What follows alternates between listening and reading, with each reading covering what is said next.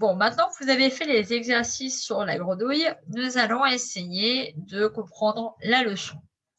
Donc, je vais vous montrer encore une fois l'écran partagé de correction.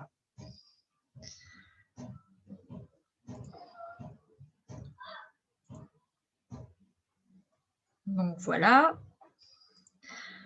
Dans un premier temps, vos observations. Voilà ce que vous devez obtenir. Vous allez regarder les feuilles.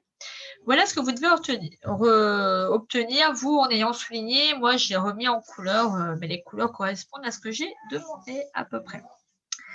Alors, vous avez déjà un certain nombre de vers. Une grenouille vit un bœuf, 8 syllabes, qui lui sembla de belle taille, 8 syllabes. Disant, regardez bien ma sœur, 8 syllabes. Vous avez compris, des fois, il faut insister un peu. Qui lui sembla de belle taille, vous voyez, insister par exemple sur la dernière syllabe, surtout quand elle finit par un muet. Vous savez que 2 vers de 10 syllabes, pour égaler l'animal en grosseur ou tout petit prince a des ambassadeurs. Voilà, 2 de 10 et enfin des vers très classiques, les vers de 12 syllabes, de 12 pieds. Elle qui n'était pas grosse en tout comme un œuf. Il faut bien faire le gros se, sinon ça ne fonctionne pas bien. Ou alors, nenni, m'y voici donc. Point du tout, m'y voilà. Et on arrive à 12 syllabes. Bon. Évidemment, ce sont des vers classiques. Vous remarquez surtout que ce sont des nombres 8, 10, 12, des nombres pairs. Et oui, on fait très peu de poésie classique, en tout cas avec des nombres de syllabes, un nombre de syllabes impair. Donc voilà, 8, 10, 12, c'est les plus classiques qu'on va trouver en poésie. Alors, voilà, vous qui êtes un peu poète en ayant débuté la fable, eh bien, il va falloir compter le nombre de syllabes. Maintenant, voici ce que ça donne. Ah oui, alors on a également des rimes à la fin. Voyons, on les a repérées là. Sage va avec page, mais la rime, c'est pas sage et page. Hein. C'est le son commun. Et là, on a un son assez long, âge et âge. Hein. Non, sage et page. Ou alors dans seigneur et ambassadeur, on a heure et heure. D'accord? C'est vraiment le son en commun. C'est pas tout le mot. Et peu importe si ça s'écrit pas de la même manière. Il n'y a pas de souci comme dans voilà et creva, il y a juste un A, mais oui, il y en a un qui a un accent, un qu'on n'a pas, peu importe, c'est le son qui va compter pour nous. Donc, des rimes à la fin, des sons communs à la fin des vers, et puis un nombre de pieds, un nombre de syllabes à compter pour faire de la poésie classique.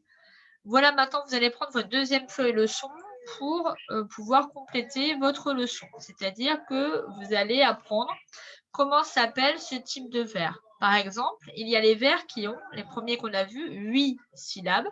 Ça va s'appeler des octosyllabes. Alors, ça paraît compliqué, mais on a le mot syllabe déjà qui indique bien la couleur de ce qu'on veut faire. Et on a le mot octo, compliqué, mais qui vient du grec 8. Et ça, vous connaissez déjà puisque vous l'avez en maths dans octogone, une figure à 8 côtés. Après, c'est assez simple, on continue le même principe. Les vers de 10 syllabes s'appellent des décasyllabes. Attention, rien à voir avec le décaféiné. C'est pas du tout du café, c'est décaféiné. Ça, c'est sans café. Hein. Nous, c'est pas ça. C'est déca qui veut dire 10. Ça veut dire tout simplement 10 syllabes. Vous l'avez aussi dans décagone. Et enfin, on a le vers de 12 syllabes. Donc, c'est le vers noble. Hein. C'est le vers le plus riche, le plus important, le plus classe. Si vous arrivez à faire ça, c'est top. Alors, littéralement, on appelle ça un dodécasyllabe. Do, alors vous comprenez, vous avez déjà déca qui veut dire 10. On met do devant, ça veut dire 2. 2 plus 10, dodéca en grec, ça veut dire 12. Donc, c'est un vers de 12 syllabes. Alors, c'est le nom classique. Le dodécasyllabe, vous êtes super intelligent quand vous savez ça, c'est tous les vers de 12 syllabes. Mais en général, on vous dit qu'un vers de 12 syllabes s'appelle un alexandrin, puisque ça a été inventé par les poètes de la ville d'Alexandrie, en Égypte, avec la chanson Alexandrie. Enfin, vous la connaissez. Donc, un vers de un alexandrin, en vrai c'est un vers de 12 syllabes, mais un vers spécial qu'on peut séparer en deux. 6, 6. Si on veut tester ici, le monde est plein de gens, oui, je peux faire une coupure parce que ce n'est pas au milieu d'un mot, qui ne sont pas plus sages. 6 et 6, ça marche, c'est un alexandrin. La plupart des dodécasyllabes sont des alexandrins, mais on peut imaginer que des fois, on tombe après 6 au milieu d'un mot, et dans ces cas-là, c'est un dodécasyllabe. Vous embêtez pas, vous qui avez du mal avec ça, apprenez qu'un vers de 12 syllabes, ça s'appelle dodécasyllabe ou alexandrin, et comme ça, vous serez au top. Bon, Maintenant, on a plusieurs agencements de rimes, comme on a vu dans cette petite fable. Donc, on a des possibilités toutes bêtes, c'est-à-dire qu'on met les 2 rimes qui vont ensemble, côte à côte, hein, et donc comme elles sont côte à côte, on va dire qu'elles sont aplaties. Donc, on les appelle des rimes plates. Ou alors qu'elles se suivent, l'une après l'autre, donc rimes suivies. C'est les 2 noms qu'on peut donner. Plus classique. Pas très riche, pas très noble, mais bon, on peut en mettre de temps en temps dans la fable et c'est bien pratique à certains moments quand on n'a pas d'idée un peu plus loin. Des grandes classiques aussi, c'est on alterne. Première rime, par exemple, œuf de bœuf. La deuxième en ail, la troisième en œuf et enfin la quatrième, eh bien, en ail. Comme ça, on alterne l'une et l'autre. Ça, on les croise, quoi. Un peu comme du tricot et la broderie, on va croiser les lignes, mais dans ces cas, comme elles sont croisées, on appelle ça des rimes croisées. C'est pas extraordinaire, il faut le retenir. La dernière, je suis sûre que vous allez la retenir. Elle est peut-être un peu plus complexe à faire parce qu'il ne faut pas les oublier. La première rime est en haut, par exemple le H de sage, et celle qui va avec, en fait, elle est à la quatrième ligne, tout en bas. Et au milieu, on a les 2 autres qui vont ensemble, là, en heure. D'accord? Autour, les H, au milieu, les heures. Eh bien ça, très romantique, on appelle ça les rimes embrassées. Embrassées au sens d'enlacer, prendre dans ses bras. Celles du tour vont enlacer celles du milieu.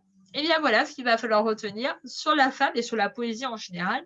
C'est vraiment des bases pour plus tard. Retenez bien ces 3 types de rimes. Plate ou suivi, tout à côté, croisé, à s'intercale, ou alors embrassé, les 2 autour et les 2 au milieu. Après, dans les types de vers, octosyllabes, 8, décasyllabes, 10, dodécasyllabes ou alexandrin, 12 syllabes. Et voilà, vous êtes au top. Il n'y a plus qu'à apprendre. Et bien sûr, vous notez dans votre leçon, en rouge si possible, vous complétez les trous. Bon courage à tous, au revoir.